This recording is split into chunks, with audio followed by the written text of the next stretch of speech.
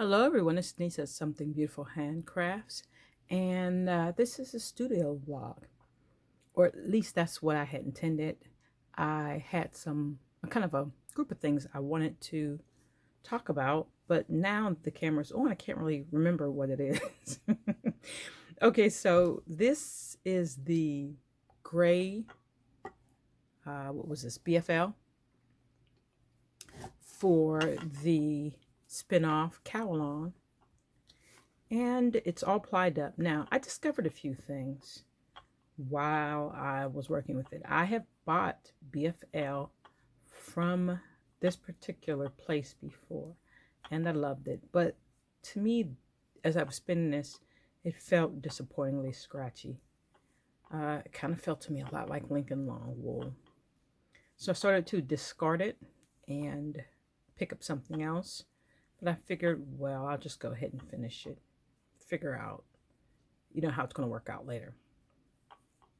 I was looking at the pattern because, of course, now it's time to cast on. And I kind of, in the back of my mind, was thinking to myself, why it took me so long to make this pattern. And then I saw the cast on is 180 stitches. And to those of you who are, seriously big time knitters, 180 stitches cast on might not be a big deal to you, but for me, I tend to make, small, quick, and dirty projects. And even when I make the bigger shawls, I usually start with a triangle cast on, garter tab, which I hate, but that happens a lot. Or just, you start with 3 and you yarn over.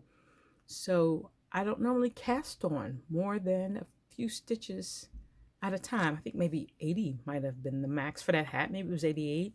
So I think my younger knitter self years ago saw that pattern and was like, I'm not casting on 180 stitches. And that's probably what happened. It calls for a loose cast on. It's a size 7 needle and it wants a loose cast on. So you either do it loose, you do a bigger needle.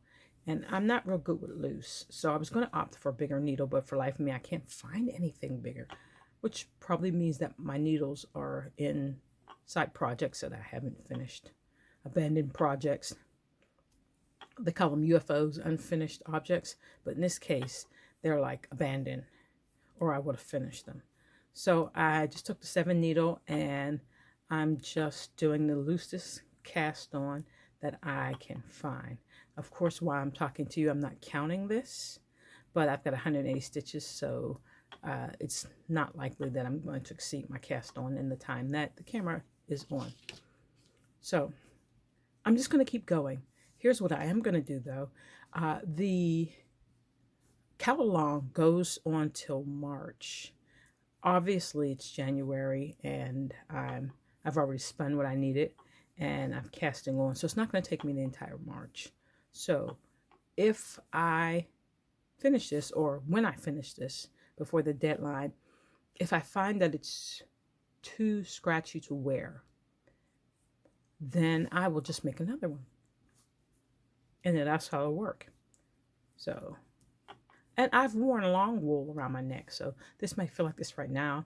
I may wash it, and it may not feel like that. So, well, I will find out, basically. So that's how this is going with the cast. So when you look at the pattern, there's charts and there's written. I much prefer written, although I could do the charts. But it's going to be a really quick knit up. So it's probably only another video or another mention or two, and I'll be done with the spin-off Cowl Along. Now I have some other things planned that I'm working on, and so I'm going to go ahead and talk about those.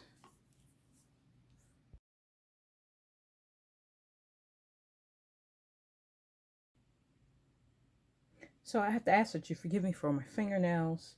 Okay, so I have these coasters. I make these coasters on my Cricut. This one is upside down. And I made the coasters for my sister-in-law. And there was some debate about whether or not you needed to seal the vinyl on here or not, whether it would peel off. And so there was people saying yes, people saying no, that. So I made some coasters that I sealed and some that I did not. This one right here is not sealed. So they said use triple thick when you do the sealing. And I was at Walmart, Home Depot. I couldn't find a triple thick. So I figured, hey, the, Rust-Oleum is like really good brand. I should be okay with the Rust-Oleum. Well, let's say no. And it didn't dry. And so eventually, as the summer progressed, they began to heat up and stick together. So I brought it back home, and supposedly I am supposed to remove the sealant, polyurethane, and get it off of here so that I can reuse this coaster and put a new vinyl label on it. Unfortunately, so you can see the difference between the two, that one seal will not seal. Unfortunately, it's not as easy to get the polyurethane off as I thought it would be. I've tried acetone. I've tried rubbing alcohol, a pretty high percentage too. And so far I've tried paint thinner. And I kind of scraped this one off. The best was rubbing alcohol, got it off. Which is interesting because it took off the polyurethane around the edges, and it's still like on here. It's like really on here. I mean, I was scraping at it, which just goes to show you that you don't have to seal your vinyl. I mean, that's proof positive right here. You don't really have to seal. This thing is a year old at least. So at any rate, of course, it took all the polish off my fingernails, except for little bits, but it didn't seem to take it off here. So take it from me, don't seal your tiles. And if you just feel like you have to seal your tiles, use epoxy or just use the triple thick like I suggested. Okay, so I'm working on that. She sent me a message and said, when are they going to be done? I'm like, I'm going to have to go to Home Depot and get new ones. Someone suggested oven cleaner. I might give that a whirl. Okay, so sorry about the little spotlight. Let me try to get that off. This is the Peppermint Winter Wool Cape. Peppermint is the name of the website. It's a sewing school, sewing lesson website. And they have all sorts of free, and I believe there's some paid patterns on there to help you learn how to sew. And I ran into this pattern a couple years ago with the cape. I made a gray cape out of some fabric boy, that fabric stats was old. It seemed very appropriate. If I had been thinking about it, I would have gone to get it. I'm not even sure where it is because my stuff is still packed. There just wasn't room here to open it all. Lovely, lovely cape, lovely pattern, very 20s-ish maybe. And with a little bit of adjustment, it could go for some other decades. Very classy. So what I want to do starting in the month of March is have another spin to weave along. Weaving with handspun. I was very tempted. I'm still very tempted to just go ahead and make it with the yarn I already have spun up. About 2 years ago, I spun maybe 1,500, somewhere between 12 to 1,500 yards of fin. And it's just been there. I haven't even used all of the Jacob from the Ruana from last year. And so I thought maybe I would just use those. But I think I want to start afresh because basically every project is sort of a spinning / weaving lesson. So I think I want to start from there. Here's what I can tell from the pattern. It said that you need 0.6 meters of wool. Well, I wish I could make those adjustments. Okay, did that help any? Hopefully that helped. Okay, it says that you need 0.6 meters of wool. That is 150 centimeters in length. I did the calculations for that. It didn't make any sense to me. If someone's over in the UK, can you tell me, do you normally have fabric that's 60 inches in width? I imagine somewhere in the United States we have that kind of fabric, but most of the time when I go to the fabric store, it is usually 44 or 45 is the typical width of a bolt. And I don't know what I did with the I just kind of glossed over that. I think I just printed my pattern and laid it down on top of the fabric, not even looking at what the requirements were because I had plenty of fabric. So now that I'm making the fabric, I'm thinking, okay, so from what I'm thinking is that I need a half of yard of fabric, a little more than half of yard of fabric that is 60 inches wide. What I will most likely do is weave up on I think that's the 32, on the 32-inch loom. This will be a plain weave on the rigid heddle. I will weave 2 yards, well, of course, plus shrinkage and all that kind of stuff.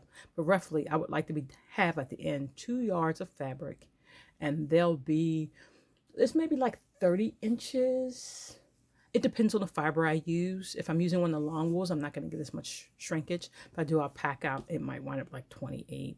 It depends. But I'll make 2 yards, 2 panels, maybe a little bit more just in case. Maybe I'll make a hat to go with it. And that should get me what I need in order to make the cape from the natural fiber from the handspun.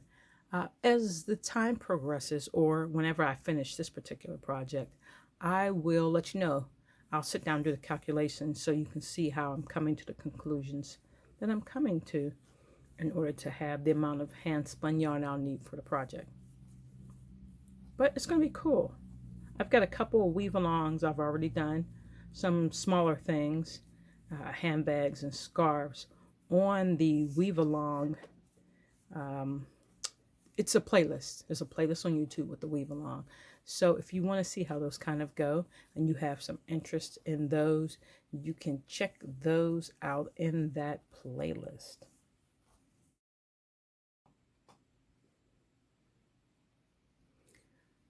The Addy machine did come in the mail, and it's okay.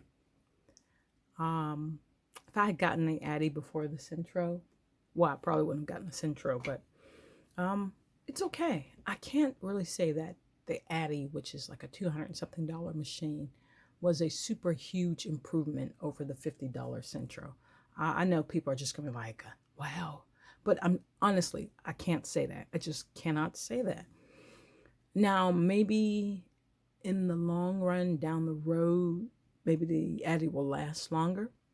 I don't know. But honestly, I'm not really seeing it. The Central has 2 more needles than the Addy does. And let me tell you, those 2 needles do make a big difference.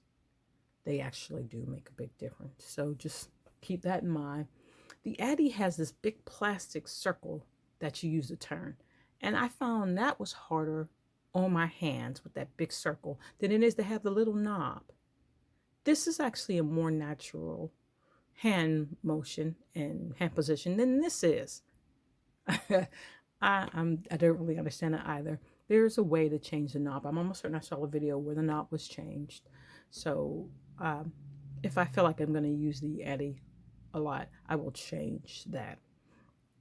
Okay, so here are the 2 items I made. Well, it's more like 3 that I made on the Addy. This is still more of Julie's yarn. This is her hand-dyed alpaca from her own alpacas. Julie, I believe the name of her items are Alpaca Mom. Very lovely hand dyeing, very nice yarn. And this is just a folded over tube, stitched up a lot like a muffety, actually. And I crocheted the ends to close them. And the very cute hat to match. So this is a matching pair here. I want to say I did 120 rows for this. If this had been in a Centro with 120 rows, it actually would have been quite a bit longer. It just, I don't know, it just seems like it would stretch more. Okay, so anyway, still very, very cute. And this is some gray alpaca. You know how much I love gray. And I'm going to join this together in a tube to make a cowl, which I think is going to be quite lovely. And I may attach some beads to it. We'll see how that goes. Some little white pearly beads would be really cool on it.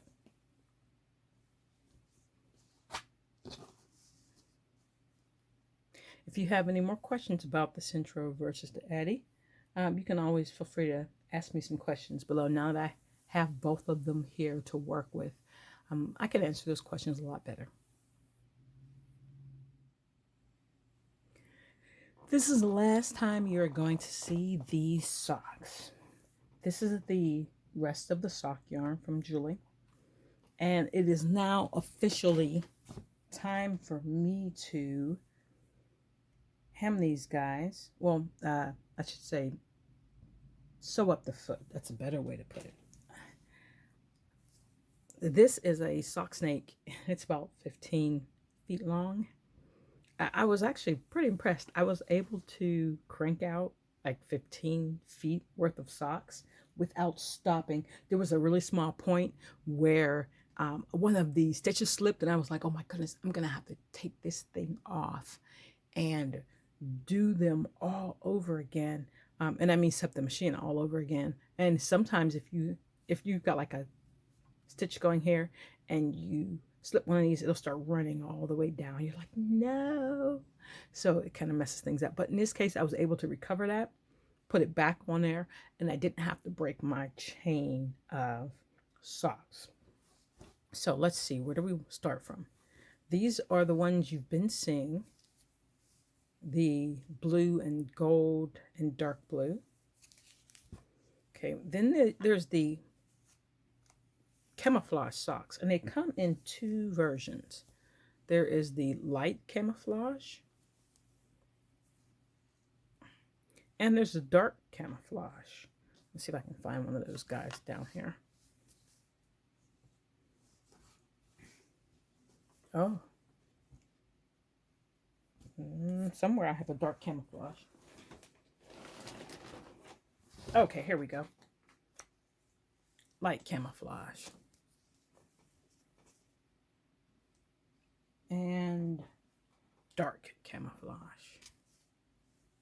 which they're equally cool. So that's 3 different ones so far. Then we have the pink ones. They are over here. And I did the pink ones only in the average women's size. It was like an 8, 6 to 8. And I only got 3 pairs. Okay, then there were the black ones. Here's the thing about the black ones. The original matching color that was sent to me was too big to go through the knitting needles of the machine. So the machines are very exacting about what size yarn they will accept. So I got the gold. And so it kind of gives you that Steeler Nation type thing, which is really cool. And that went well. And then when I ran out of the full black and gold, I was able to kind of put in traces of the black inside the gold, which give you a different look. And those were made in some of the larger men's sizes and the ladies' sizes. Let's see if I have there's one more variation somewhere in here. Oh, okay. So for this light tan, this light color right here, it looks more goldish yellow in the camera. And so I kind of mixed up this as a highlight here for that last bit of yarn, which I think turned out nice. There's a couple I did like that, because I was determined to use every single scrap of yarn. And so I had more of the highlight color yarn than I did the foot yarn.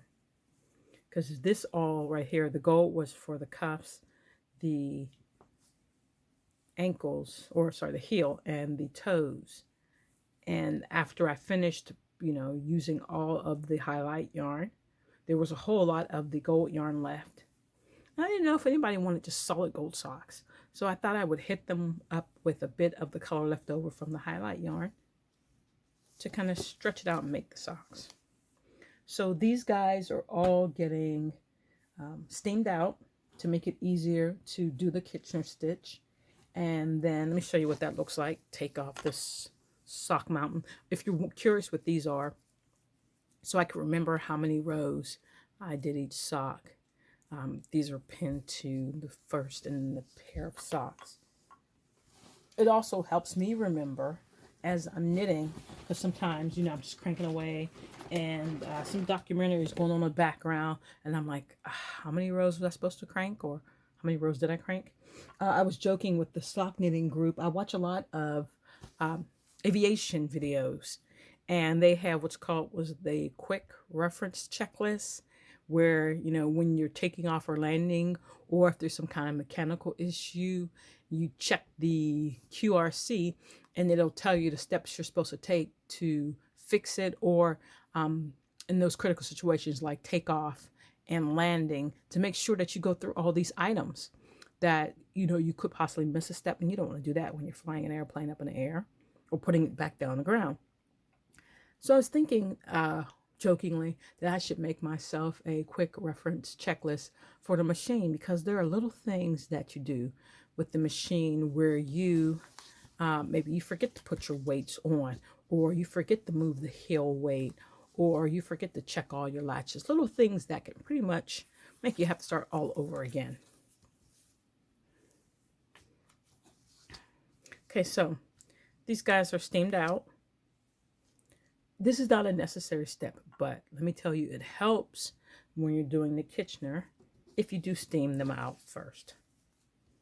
It also helps if you use a highly contrasting yarn. So when I turn this guy inside out,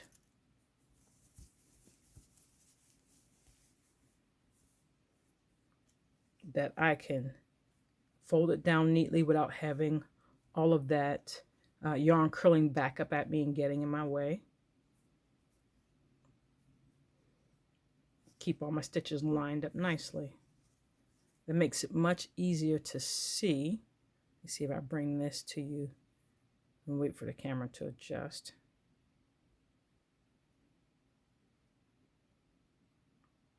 It doesn't seem to want to adjust today. Okay, so at any rate, you can see the line of stitches here and this line of gold stitches here. And they are where I need to do the Kitchener at. Normally this yarn is curling, so it makes it easier to see it and control it when you steam them down. That's just a little tiny tidbit, but you'd be surprised how those little tidbits help. Put this guy back together, because we do not want loose socks running around without their mates. Okay, basically that's it for that. Gonna do the Kitchener. I've got, as you can see, a lot of pair of socks to clean up, and then I clean up all of the edges around here, snip those down, and then I'm going to put some sock labels in those, and those are going out to Julie. I will try to remember to put her information down in the description, because if you find yourself interested in these particular socks, you're going to have to ask her, because I'm not selling them. They're all going to her farm store in PA. I do, however, have socks in my Etsy store. So, yes, I do make socks. Okay, that's it, everybody. I feel like that I've been talking like forever. And I don't want to make the videos like long. I don't want you guys to get bored. So, hopefully, some of this was informative, if not at least interesting. If you have any questions or comments, you can always put those down in the description, and I'd be more than happy to answer any questions you'd like to know. Take care of yourselves. Have a great day.